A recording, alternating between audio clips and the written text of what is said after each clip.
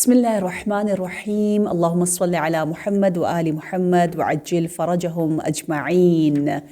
حکمت نمبر 110، اور اس نمبر سے ویسی بھی ہمیں بہت زیادہ پیار ہے، اور یہ نمبر ہمیں بہت کچھ سکھاتا بھی ہے، مولا علی علیہ السلام کا نمبر۔ اور یہ حدیث بھی بہت ہی پیاری ہے جس پہ مولا یوں بتانا چاہ رہے ہیں کہ اگر عشق کے راستے پر گامزن رہنا ہے، اگر ہمیشہ خوبیوں کے ساتھ متصل رہنا ہے تو ان رکاوٹوں کو ہٹا دو۔ 3 رکاوٹیں، 3 چیزیں ہیں جو انسان کو مولا علی سے، حق سے دور کر دیتی ہے، اور آپ امر الہی، حکم الہی اور اطاعت الہی کا وہ حسین لباس نہیں پہن سکتے ہو۔ وہ 3 چیزیں کیا ہیں؟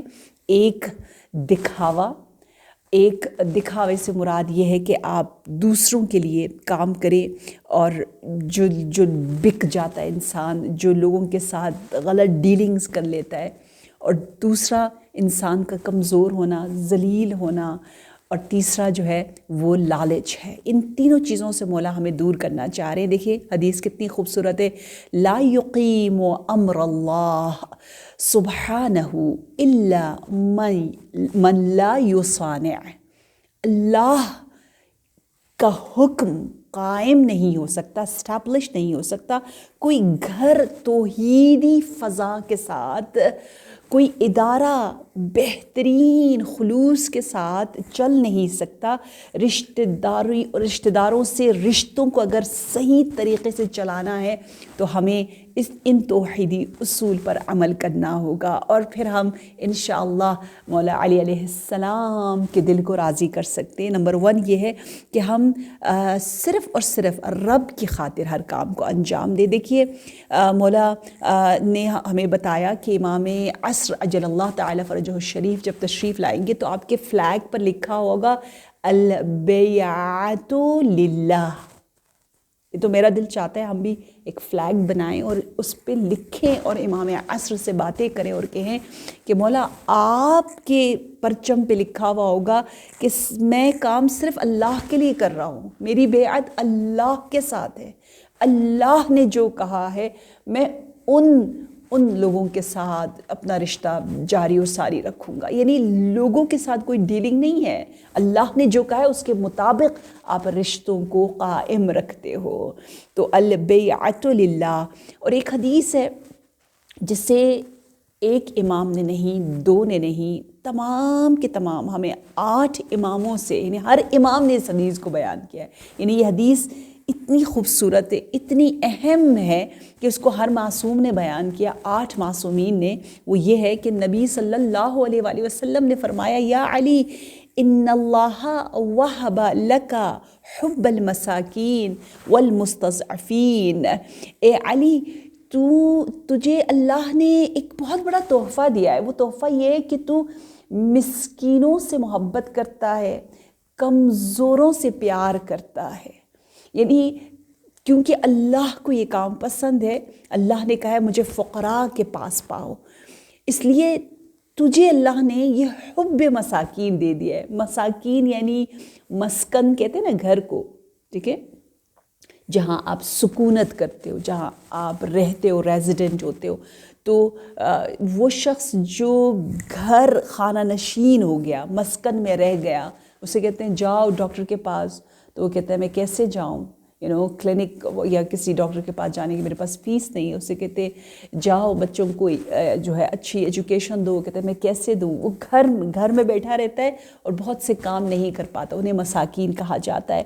اور یہاں یہ بتایا جا رہا ہے کہ مولا علی نے جس چیز کا انتخاب کیا ہے وہ یہ ہے کہ اللہ کی خاطر مساکین اور مستضعفین سے پیار کرنا۔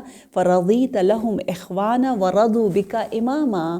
مسکینوں نے اور مستضعفین نے تجھے امام چن لیا، تیری امامت پر وہ راضی ہیں، اور تو ان سے راضی ہے، تو نے انہیں بھائی کے طور پر انتخاب کر لیا۔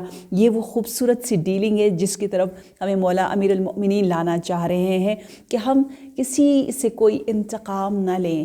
یہ جو ہوتا ہے نا ہم کہتے ہیں نہیں فلانی نے میرے لیے ایسا نہیں کیا تو میں کیوں کروں. ہم ہمیشہ ریونج لے رہے ہوتے ہیں. کیوں لیں؟ آزاد بکے نہ، لوگوں کی خاطر کوئی کام نہ کرے. کسی نے آپ کو توجہ دی تو آپ دے دے ورنہ نہ دے، یہ نہ ہو، بلکہ آپ آزاد. من لا یصانع، کوئی بناوٹ نہ ہو، کوئی، یہ باب مفاعلہ ہے، یعنی کوئی لین دین نہیں ہے. آپ اللہ کے لیے کر رہے، وہ سامنے والے کا عمل ہے وہ جانے اور اس کا رب جانے، جو کہ بہت مشکل ہے کرنا، بہت مشکل ہے.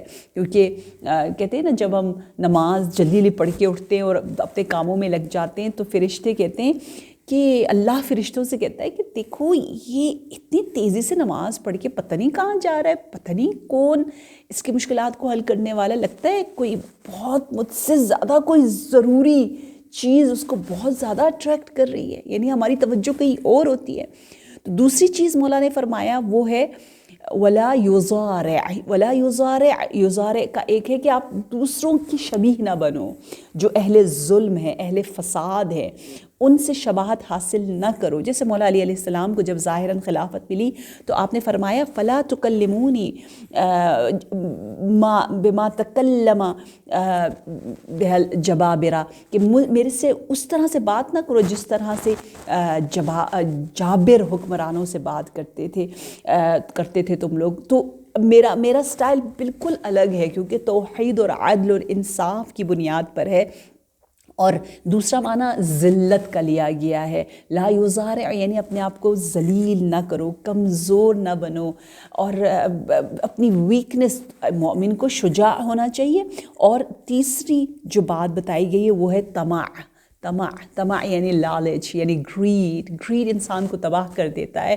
کیونکہ جب آپ گریڈ میں آ جاتے ہو، آپ کو دنیاوی چیزیں بہت زیادہ اپنی طرف بلاتی ہیں، تو آپ لوگوں کے ساتھ جو ڈیلنگ کرتے ہو، خدا نخواستہ کبھی ایسا ہوتا ہے مائیں یا بعض باپ جو ہے اپنے اس بچے کو زیادہ پسند کرتے ہیں جو زیادہ کما رہا ہوتا ہے. طمع ہے نا، لالچ ہے، وہ جو زیادہ خوبصورت ہے اس پہ توجہ ہے. کوئی فرق رکھتے ہیں، مقایسہ کرتے ہیں. ٹیچرز کبھی بہت زیادہ ظلم کر رہی ہوتی ہیں.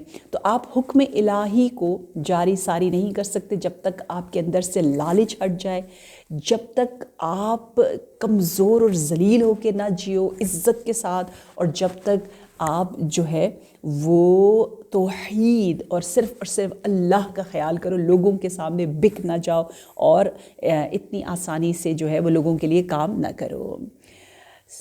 حکمت نمبر 111 بھی بہت مزے کی ہے، بہت پیاری ہے، جو کہ مشہور ہے. دو بھائی، نہج البلاغہ میں دونوں بھائیوں کا ذکر آیا ہے، سہل بن حنیف اور عثمان بن حنیف.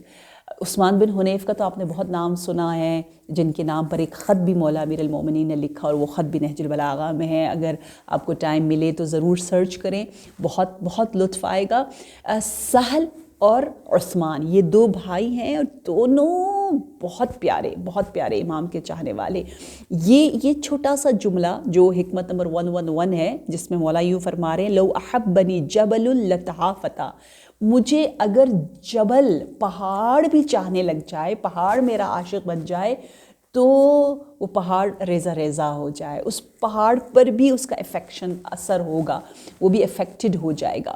تو یہ سہل کے بارے میں اتنی خوبصورت حسین تعبیر ہے کہ کہا جا رہا ہے کہ سہل جو ہے وہ جبل بھی ہے، عاشق بھی ہے، دونوں ہے، دونوں کا ذکر لکھا ہے. محب بھی ہے اور بہت مضبوط بھی ہے.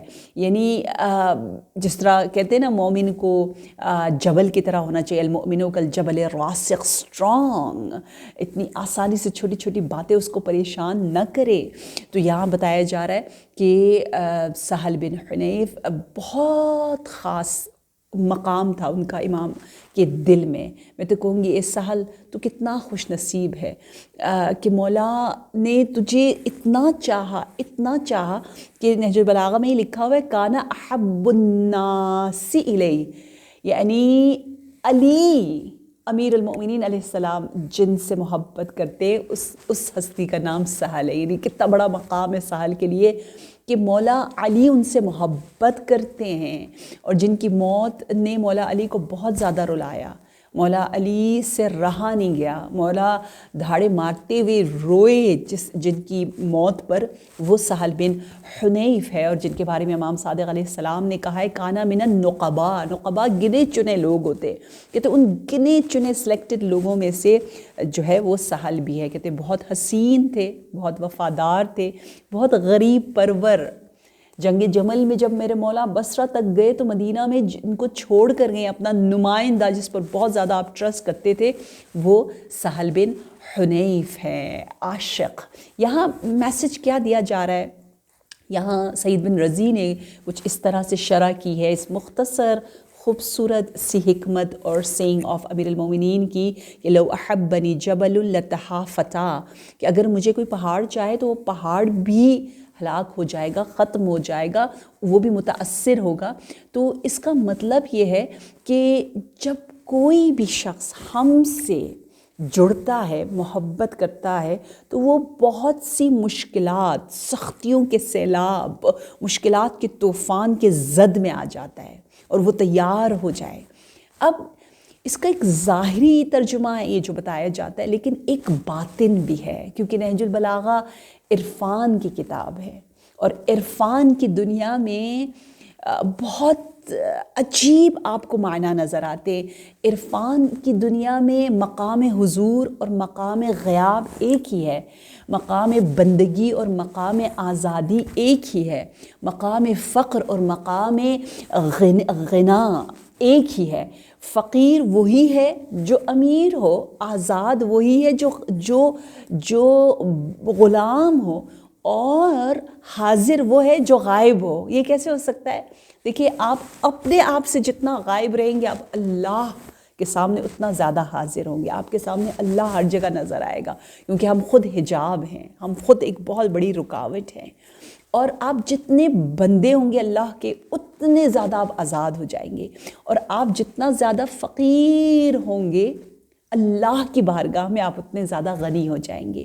تو یہ جو اس طرح کی حدیثیں ہیں کہ من احبنا، جو ہم سے چاہتے، جو ہمیں چاہتے، وہ فقر کے لیے آمادہ رہیں، تیار رہیں، اس کا مطلب یہ نہیں ہے کہ مولا علی کے چاہنے والے سب فقیر ہوتے، نہیں، وہ بہت امیر بھی ہوتے ہیں، لیکن وہ اس فقر کے لیے آمادہ ہیں، اس غربت، اس بیچارگی کے لیے آمادہ ہے جو قیامت کا دن ہے، جس دن ہر کوئی غریب ہوگا، وہ اس کے لیے اپنے آپ کو تیار کر رہے ہیں، وہاں کے لیے خوب انویسٹ کر رہے ہیں۔ ایک ترجمہ یہ ہے۔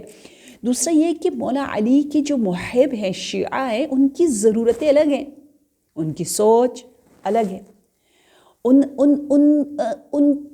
کا ٹیسٹ الگ ہے، ان کی نگاہیں الگ ہیں۔ وہ اسے زیادہ سمجھتے ہیں جسے لوگ کم سمجھتے ہیں، اور وہ اسے کم سمجھتے ہیں جسے لوگ زیادہ سمجھتے ہیں۔ قیامت کے دن کو لوگ ان کو نظر ہی نہیں آ رہا، لیکن مولا علی کے چاہنے والوں کو دنیا کا باطن نظر آ رہا ہے، انر ورلڈ، تو وہ اس کی طرف جا رہے ہیں اور اس کے طرف تیاری کر رہے ہیں۔ تو یہ عرفان علوی میں فقیر اللہ جو ہوگا وہ غنی ہوگا، اور بے شک جب ہم اس دنیا میں رہ رہے ہیں اور جتنے بھی لوگ ہیرو ہوتے ہیں، ہیروں کی طرح کام کرتے ہیں، ان پر مشکلات بھی بہت زیادہ آتی، تو مولا علی کے چاہنے والوں کو ہو سکتا ہے کہ فائنینشلی، اقتصادی طور پر بھی بہت سے چیلنجز ہوں، وہ معنی بالکل اپنی جگہ موجود ہے۔ اچھا، میں جلدی سے صرف ایک حدیث بتاؤں، میں نے آج ہی اس کو پڑھا اور پہلے بھی پڑھتی رہی تھی۔ نبی صلی اللہ علیہ وآلہ وسلم نے فرمایا، اے علی، تیرے شیعہ بہت خوش نصیب ہیں، اللہ کرے نہج البلاغہ کے صدقے ہم پکے سچے شیعہ ہو جائیں، کہ یا علی ان محبیک، تیرے محبین جو ہے وہ اتنے خوش ہوں گے 3 جگہوں پر جہاں سب بہت ڈرے ہوئے ہوں گے۔ کب خوش ہوں گے؟ جب روح نکل رہی ہوگی۔ کیوں؟ کیونکہ تم وہاں کھڑے ہوئے ہوگے، تمہیں دیکھ کر وہ اتنے زیادہ خوش ہو جائیں گے۔ دوسرا مقام کہاں وہ خوش ہوں گے؟ جب سوال کیا جائے گا قبر میں اور تم انہیں جواب سکھاؤ گے، علی امیر المؤمنین۔ اور تیسرا جو ہے، جب ہمیں اللہ کے سامنے پیش کیا جائے گا تو امام علی علیہ السلام ہمارا تعارف کروائیں گے۔ کتنی بڑی بات ہے! باقاعدہ حدیث میں مولا علی یوں کہیں گے، انا علی ابن ابی طالب الذی کنت تحبہ، کہ میں وہ علی ہوں جس کی محبت میں تم نے زندگی گزاری، جس کی محبت میں تم نہج البلاغہ پڑھتے تھے۔ ماشاء اللہ کیا خوش نصیبی ہماری۔ اور بہت بہت شکریہ۔ مسقط کی کچھ مؤمنات نے بہت التماس سے دعا کہا ہے، اور انشاءاللہ پروردگار عالم ہم سب کے مرحومین، خاص طور پر ان کے مرحومین کی مغفرت اور انہیں جوار امیر المؤمنین علی اور اولاد علی علیہ السلام میں جگہ عنایت فرمائے، اسی دعا کے ساتھ۔ السلام علیکم ورحمۃ اللہ وبرکاتہ۔